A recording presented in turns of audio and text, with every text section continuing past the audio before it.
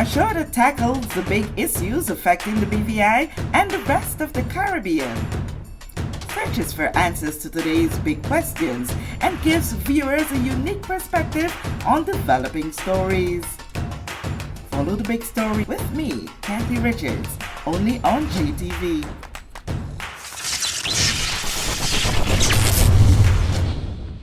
This show is brought to you by the National Bank of the Virgin Islands, Cyril B. Ramney Tertola Pier Park, NV Salon Spa Nail and Barbershop, HOV Medical, and Digicel. Sign up for Digicel Plus Home Light Bundles, faster internet, movies, and sports.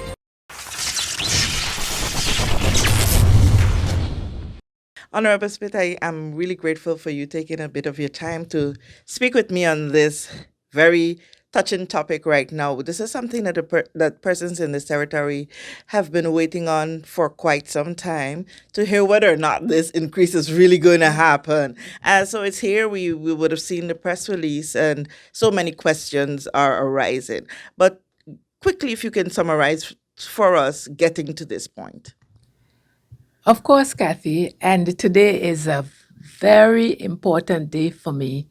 Some people would refer to it as a red letter day because after all the talk and speculation as to whether there was going to be an increase in the minimum wage increase has happened. In terms of how we got to this point, we established a committee comprised of employers, employees, as well as the Chamber of Commerce and other agencies, and met over a period of time. We did the research of various documents. We did a lot of statistics. We looked at the global situation. And when I say we, it was the staff in my office, led by Dr. Dawn Joseph Alexander. And I am very pleased with the outcome. That report is going to be published on Tuesday. I should say it will be laid on the table of the House of Assembly on Tuesday of next week, which is the next sitting of the House, when people will be able to really see what all went into the report. I should also say, Kathy, that I'm very grateful for the input from the public, both employers and employees, who were frank enough to speak their piece in terms of what it should be, and we worked towards a balance, and I believe we accomplished that balance. Okay. The very first question that came our way after publishing what you would have released is, but I'm gonna say it clearly, like they said. Yes. But how she could put out what they do and in debate in the house yet. So I didn't get that too right with in the dialect. Yes. But that's the very first question that came to me, and if you would recall, I pushed that question while I knew the answer. I thought that we should still discuss that for the edification of persons. I think it's important that we educate the public about processes and procedures, and I'm very glad you asked that question. We worked on the basis of the Labor Code 2010, which provides for an increase in the minimum wage, or review of the minimum wage, I should say, every 5 years. The last one was in 2016. So there was no need for there to be a debate in the House. It will be laid in the House. The report will be laid in the House, because really that's how government documents are made public. And so we will do that on Tuesday, which is the next sitting. But there was no need for any debate in the House in this matter, in this case. What will happen, in fact, in order to make it a reality and to make it, I don't even want to say compulsory because that is such a strong word, but to bring it into force, the Attorney General will make an order and that will be published, and that is the process. Okay, great. And while we wait on that report to be laid so that we could go through it with fine teeth combs, I know you have some I bit am of sure. liberty for us to discuss. I so respect the procedure. But what we would have seen there, and persons would have pulled out their calculators immediately. I have to sleep on figures before I can get it right. Uh, and then what we've seen there is, from what I'm told, a 41% increase. Yes. Yeah. Yes, it's a 41% increase, Kathy. You're good. No, they told me. I They myself, calculated for me. I yes, that's the exact increase in the minimum wage. It's $8.50. The last one was $6. So $2.50 represents 41. 41% increase. That is per hour. Yeah. So it is significant. We, as I said before, had to strive for a balance between employees and employers, looking at the economy, keeping the economy stable, keeping it vibrant, as I like to say. And that is what was arrived at. People will see the report for themselves. They will see what both employees felt was fair as well as employers. They will see the number of persons that took part in the Survey? surveys and the exercise.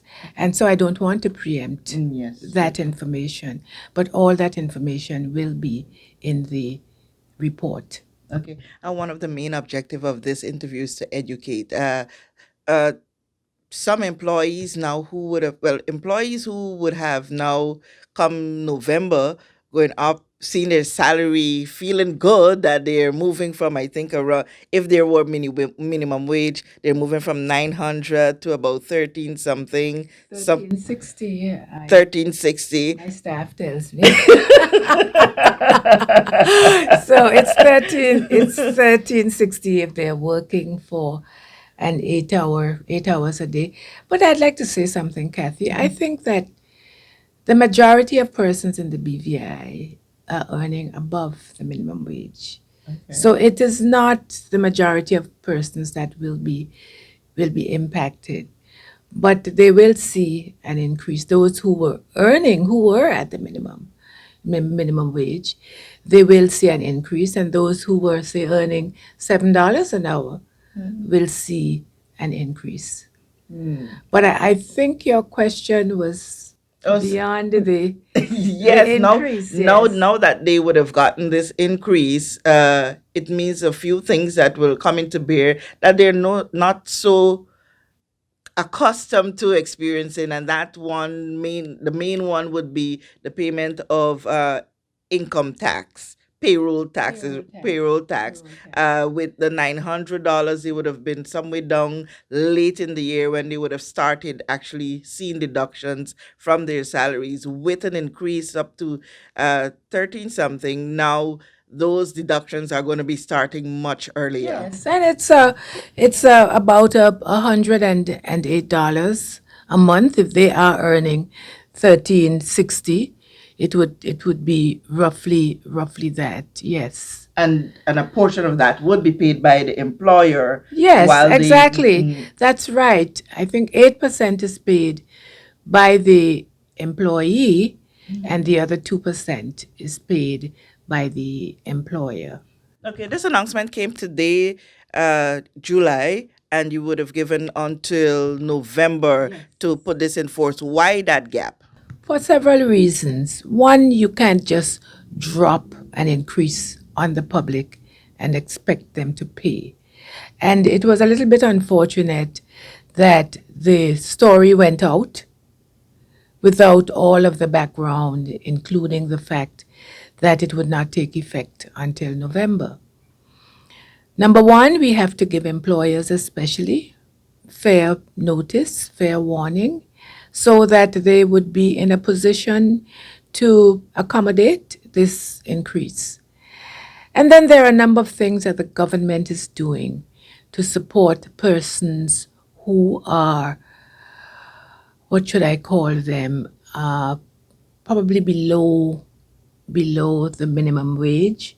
We have last Tuesday, for example, we passed the Public Assistance Act, or an amendment to the Public Assistance Act, which meant that there were significant increases in what persons requiring public assistance would receive, both monetary and non-monetary. And this would require this legislation that was passed would also require regulations. And it'll take some time for these regulations, a few months, for them to come into effect. Along with that, we will also be introducing some unemployment insurance. So we'd like to introduce these as a package to the public. And going back to the Public Assistance Act, there is something called minimum employment. What is it? Minimum employment basket, I think it's called. And so with all these, we hope that it would make for a better standard of living, a higher standard of living for all of the persons in the British Virgin Islands. And Kathy, I want to take this opportunity to, well, it's not an opportunity, but I want to make it clear that yes, the cost of living is high in the British Virgin Islands, but it is high globally because of the global situation in which we find ourselves, the conflicts and what have you. 2 days ago, I looked at the BBC and it reported that in the United States of America, the cost of groceries had gone up 25% between 2021 and 2024. And in a country that is reliant on services and that buys everything from the United States, it is expected, I mean, it is natural for our growth, for our cost of living to increase as well. But we're not just taking it on the chin, so to speak. We're doing something about it. We are talking to the persons who import, the logistics people, the DHLs, all those people who import. The grocery stores. The grocery stores. Well, we haven't gotten to the grocery stores as yet. We're starting with the boats, the as I call them, the logistics people. The O'Neill Mundy and so on, about the people who traffic between here and Puerto Rico, here and Miami and so on, and talking to them at this stage. So it's an ongoing conversation, and I'm not going to fool anybody and say that we're going to solve this problem tomorrow or next week. But it is something that we are working on, working towards, and we are very pleased at the kind of collaboration and cooperation that we have received to date. And if I haven't said it, let me thank the persons who served on the committee of the minimum wage review for the hard work that they did. And I want to especially thank Dr. Dawn Alexander for her work. Oh, I did thank her. Yes. Okay, but I can't thank her enough. So it doesn't matter if I say it twice. Okay, so I'm happy that you alluded to the conversation and negotiations that are going on, because across the board you're hearing, all right, minimum wage gone up. Trust me, the prices in those supermarkets are going to go up and take those and absorb those monies.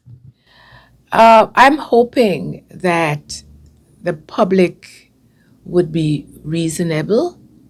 The Whether it's the supermarkets, the stores, or what have you, we're talking about the end of November.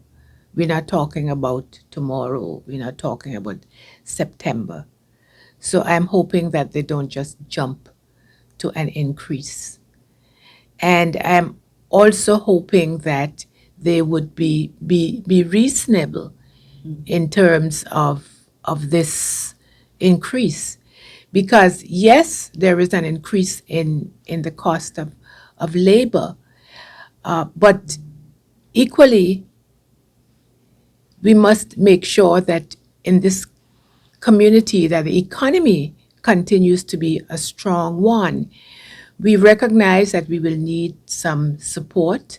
In fact, as I'm speaking to you, we are looking to organizations such as the International Labor Organization based in Trinidad to give us some support in terms of working with both employers and employees in areas such as training, in areas such as technology, so that persons, especially the small businesses, would be impacted by this development. The very, micro businesses that hire a small number of persons and so on, to the extent that they can use technology to support what they do, we are hoping to introduce that. In fact, this ministry, as the ministry responsible for digital transformation, we hope that we will be able to do as much as we possibly as much as we possibly can. Okay. Honorable Smith, I really thank you so much for this bit that you could have shared with us. I am eagerly waiting for Tuesday to come so I can see the full report, and I'm hoping that we can sit again and go a Yes. little more in depth. So I want to respect the procedure. Otherwise, I'll ask you why not go to 10 or $15? The report will make that clear. But I can say again that we have to aim for balance, and we have to look at what the economy can bear. We have to look at affordability on the part of employers, and all that is covered in the report, because it's not just a technical report or a desk job. Okay. We sat and spoke to, interviewed the staff, the employees, as well as the employers. And you will see in the report what the employers, on an average, felt was reasonable, and so on. It's quite a comprehensive. It makes good reading, Good reading.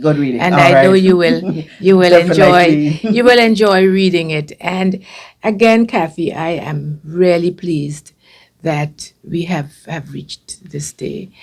The $8.50 is a decision that was taken by the government, and they took into account, in terms of their own knowledge of their various constituencies. In addition to what the report said, we ended up with that figure of $8.50, which is reasonable, and as the report will show, is one that we expect that the people of the BVI would live with and would enjoy. It would add to their way of life. It would not improve the standard of living. They'd be able to buy more, and all around, it would mean an enrichment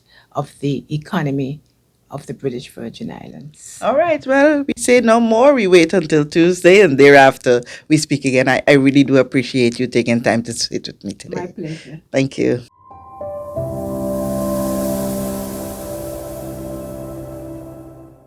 We know that where you choose to bank matters. And it is your vote on what your funds do in strengthening our community. As your official Bank of Paradise, we invest and support the lifeblood of our economy by helping in the realization of personal goals for homeownership, education, and entrepreneurial visions, which support small businesses. We make it our place to connect with persons and worthy causes, and we have been doing so for more than 30 years. Where your money goes and what your dollars empower are your choice. And we thank you for choosing us, a bank that gives where it matters the most, for you, for our community, and a happier tomorrow. The National Bank of the Virgin Islands.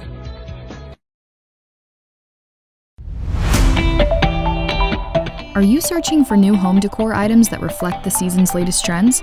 Look no further than Right Way Home. From cushion sets to decorative vases, we have unique pieces to suit every style and budget.